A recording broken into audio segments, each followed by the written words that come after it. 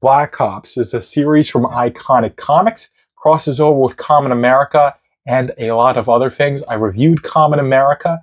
I did an overview and I got into Common America from Iconic Comics first. And since it crosses over so much with Black Ops, I got into the Black Ops series. But before we get into how it crosses over with Common America and other properties, let's go over what Black Ops even is.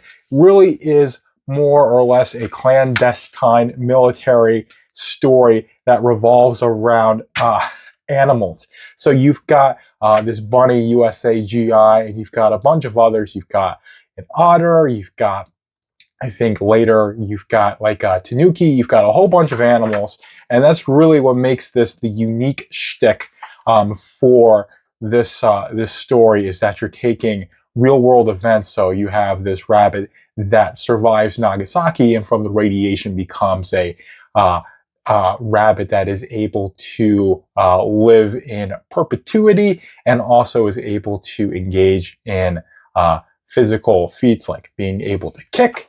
I think if I can find it and then communicate with other animals, that's another thing there. But you've got the ability for this rabbit to kick, so it has more physical prowess, has the ability to evade and attack. This makes the rabbit a special agent all throughout the post, I would say the Cold War period. It's probably the best way to speak of it. Retires in the Gulf War and then comes back during some conflict with Korea. And this is where the first story picks up, is USAGI getting back into the game, and by extension, Black Ops. I believe they're like Task Force 224312, but they're called Black Ops, and this is probably the oldest and central member. His handler is Penelope Freeling, and she traces her descendant to this World War II veteran who found the rabbit in Nagasaki. And of course, there's Patriot R and other stories. And I've got the first omnibus volume here. This covers, or I should say, this collects the first 3 volumes. And this is what establishes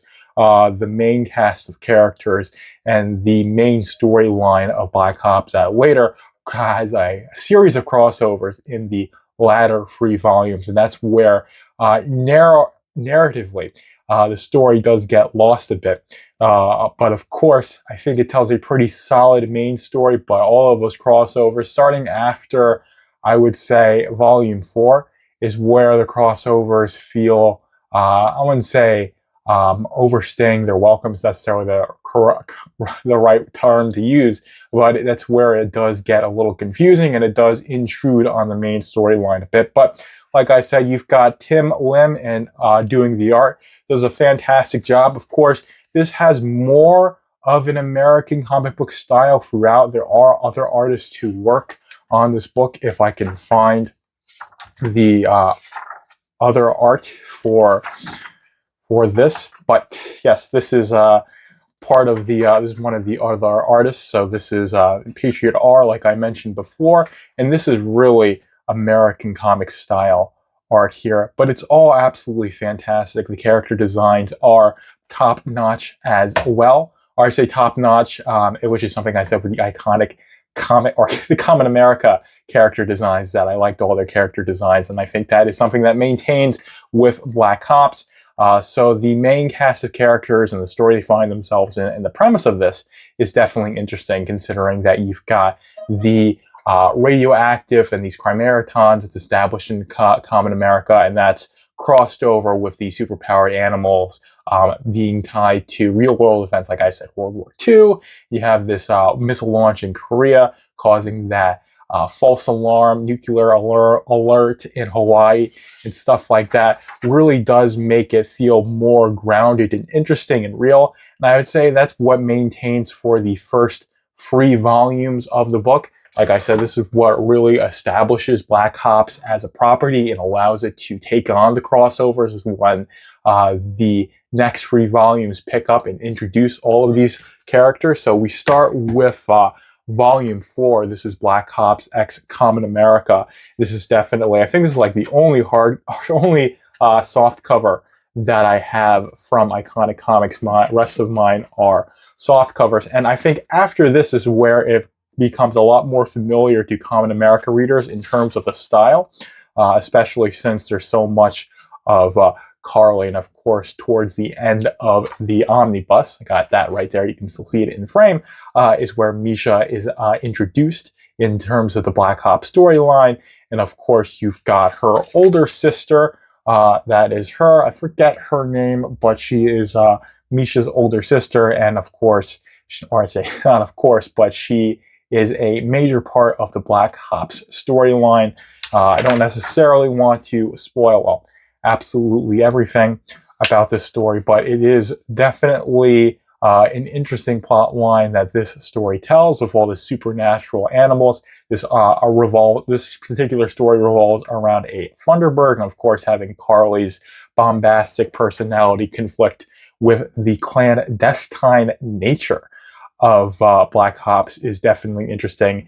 And of course, this really leans into the manga style, but you've got a lot of references to past events in Common America. So this is primarily, this is the reason why I got into Black Ops, was because I was reading Common America and it crosses over, and you definitely get context, especially to Misha, and you get to see more of Carly, and she is very consistent in this book as she is in her own mainline series. And that remains true for the next book. This is Black Ops Common America Soul Finder. This is probably the most, I'd say this is the second most ambitious crossover that that Iconic Comics has done. This serves as volume 5 for Black Ops, or yes, this is Black Ops. Volume 5 is called Spec Ops, excuse me. And this is, I believe, you've got the Kickstarter cover here, and then the back cover is the Indiegogo exclusive cover, and that's the other way around if you bought it on Indiegogo. If I do have both, but it's the same cover art, it's just you've got it reversed. But that is a little detail. This is definitely an interesting story, and I'd say this is where the crossover maintains the most coherent, because you've got Black Ops Common America, Soul Finder, all existing within the same universe, and that makes sense. But the 6th volume does introduce characters from Antarctic Press into the mix, and that's where it confuses me, especially as someone who hasn't read these stories. So if you're reading Black Ops entirely on its own, the first 3 volumes is where you're going to have no trouble with any of the references, because there are very few. It's only towards the end, with Misha having appeared in Common America, and even so, it takes place at the beginning of her story in relation to Common America, because she has just recently gotten her powers at the time she's introduced in Common America, or I should say Black Ops, excuse me. And this is definitely, like I said, really leaning into the style of Common America, because, like I said, Tim Lim and Mark Pellegrini are the main artists, or I should say main creatives attached to this series, taking on the same roles that they have for Common America.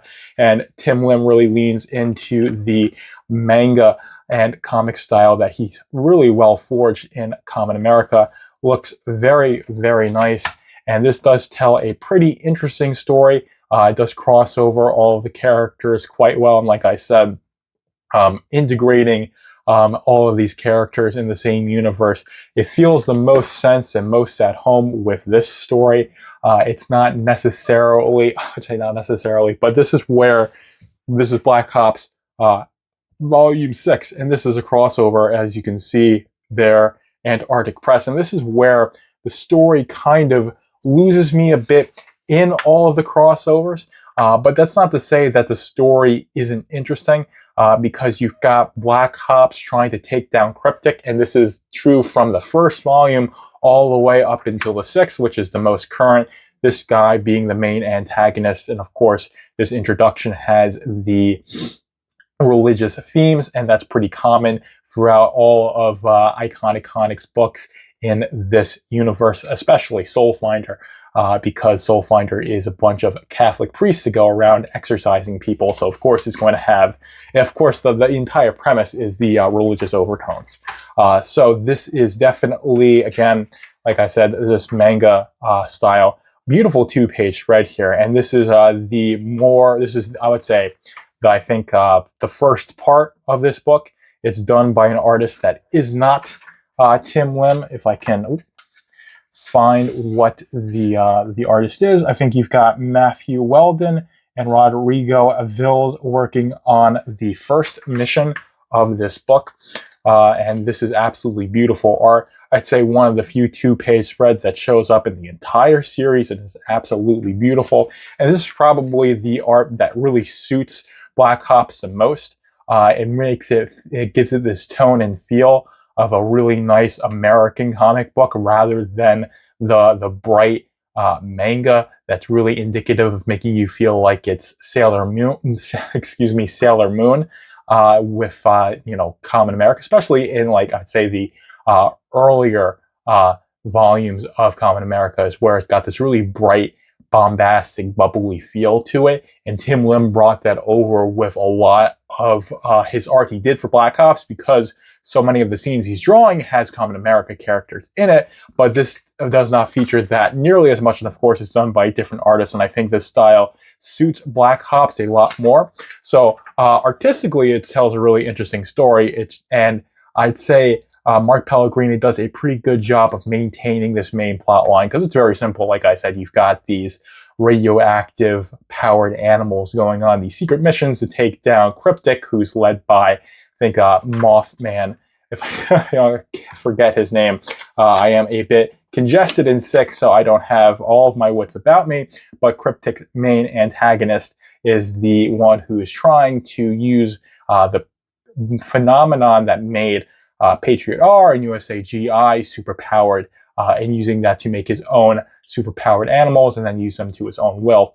And that storyline maintains throughout, and it maintains in this book. It's just cluttered with a lot of constant crossovers like this character. And to go, I guess we're going into spoilers a little bit with Mission 2. I definitely think Tim Lim's art doesn't not suit the book, and all the layouts are really good. It's just, I love the style, like I showed off in the Patriot R mission in the first omnibus, or I think it's volume 2. And of course, you've got this fantastic art here. Like I said, it's a style that is much more suiting the Black Ops than this style here. But it's not to say that any of the art for Black Ops is bad. It's more just a stylistic preference. And of course, you've got the allowance of Tim Lim's style to render Carly in a way that looks like that. And of course, you've got a lot of crossovers coming here, especially ending with Tomorrow Girl. And I reviewed Common America versus Tomorrow Girl, and I did think that was not something that was canonical, but apparently it is, which is very interesting. So it does kind of muddle and confuse things a little bit for me, considering just how much crossover is happening with this book, especially with all the Antarctic Press characters. So I think it's definitely treading dangerous ground where you're going to have too many characters in the mix, too many eggs in the basket for the long term of this series. If they keep constantly having all these introductions happening instead of having, I think, the main cast of characters and having their stories and plots developed. I think especially Penelope Freeling, because her main series is Black Ops, and she really only has that character development, I would say, in the first 2 volumes of the series. And there is still some, but it's not nearly as much, because again, you've got all this crossover happening. You've got Carly and the rest of the Common Core, and of course the Soul Finders taking up a lot of page time in their interactions as well. So that is definitely something to take in mind if you're going to be a fan of the series in the long term. But what is here in the first 6 volumes, of course, there are 2 omnibuses. The first 3 volumes are in this first omnibus, if I can show it right here. And you've got the next 3 volumes being, this is 6, this is 5, and this is 4, are all collected in the second omnibus, which I do not have, but this is all the content that would show up in there. And of course, this being the very grandiose crossover, which I did feature in the Common America overview, if I'm not mistaken. All in all, it is a pretty good series with good, solid art. If you liked Common America, you would like this, since the same creative team works on the vast majority of it. And the artists who do not, or the artists that aren't Tim Lim that offer pages for this book is in this book and the, I believe, second volume of this book, and they do fantastic work, and work that I think is actually more suitable to the tone and style that Black Hops is going for. But hopefully you guys enjoy this review. Joker is